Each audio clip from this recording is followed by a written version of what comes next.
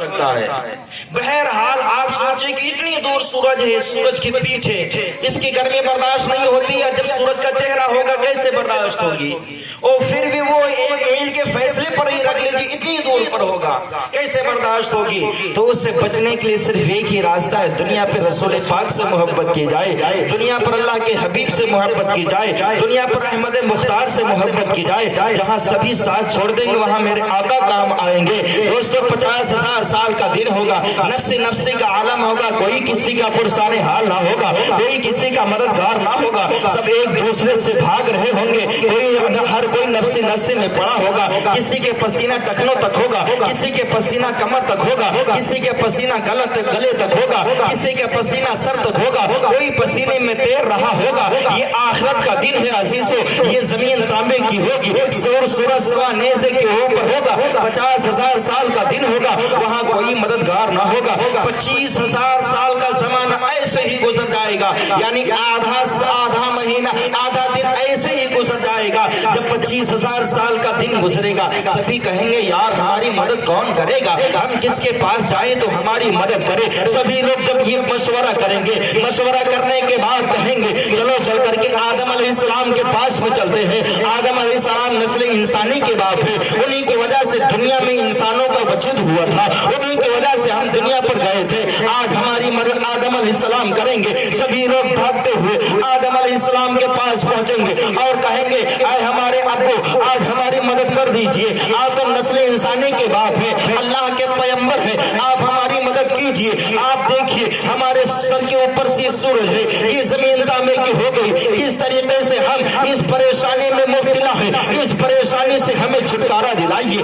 آدم علیہ السلام کہیں گے الی خیر ہی، دوسرے کے پاس چلے جاؤ، کیوں؟ اس لیے کہ جتنے خصم میں جتنے غصے میں آج میں خدا کو دیکھ رہا ہوں، اس سے پہلے میں نے خدا کو نہیں دیکھا ہے اور نہ ہی اس کے بعد میں اتنے غصے میں خدا کو دیکھوں گا۔ دوسرے کے پاس چلے جاؤ۔ لوگ بھاگتے ہوئے شیش علیہ السلام کے پاس پہنچیں گے، شیش علیہ السلام بھی یہی کہیں گے۔ لوگ بھاگتے ہوئے موسیٰ علیہ السلام کے پاس پہنچیں گے، موسیٰ علیہ السلام بھی یہی کہیں گے۔ لوگ بھاگتے ہوئے ابراہیم خلیل اللہ کے پاس پہنچیں گے، ابراہیم خلیل اللہ بھی کہیں گے الی خیر ہے۔ لوگ بھاگتے ہوئے اسماعیل ذبیح اللہ کے پاس پہنچیں گے، اسماعیل ذبیح اللہ بھی کہیں گے الی خیر ہے۔ لوگ بھاگتے ہوئے یعنی کہ آدم سے لے کر عیسیٰ علیہ السلام تک جتنے پیغمبران اسلام اس دنیا کے اوپر تشریف لائے، سبھی لوگوں کے پاس میں آخر میں سبھی لوگ بھاگتے ہوئے جائیں گے اور کہیں گے کہ ہماری مدد کیجیے، ہمارا سہارا بنیے۔ سبھی کہیں گے الی خیر ہے، دوسرے کے پاس چلے جاؤ، دوسرے کے پاس چلے جاؤ۔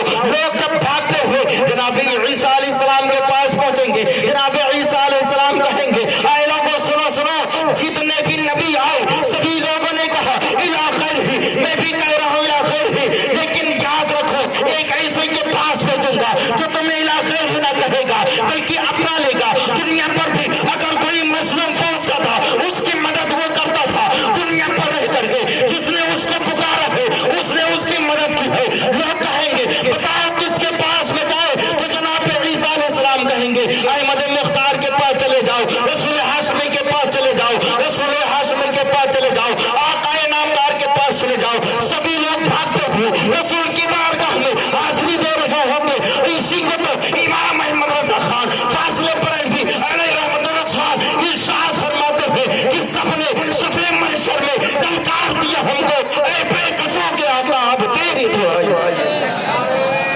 تکبیر، نعرہ رسالت، مسلک اعلی حضرت، فیضان اعلی حضرت، شان مصطفیٰ، عظمت مصطفیٰ، نعرہ تکبیر، نعرہ رسالت۔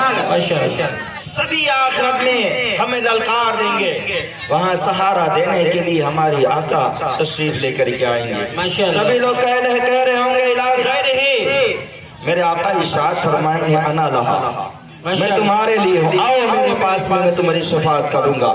رسول کی بارگاہ میں سبھی لوگ حاضر ہوں گے، سبھی لوگ حاضر ہوں گے اور ہونے کے بعد پھر اللہ کے محبوب صلی اللہ تعالیٰ علیہ وسلم اپنے سر کو سجدے میں رکھیں گے اور کہیں گے اے مولا تو نے وعدہ کیا تھا کہ تیرے گنہگار امت کو تیرے حوالے کر دوں گا، پروردگار عالم میری امت کو میرے حوالے فرما دے، میری امت کے گناہوں کو معاف فرما دے، میرے حوالے فرما دے۔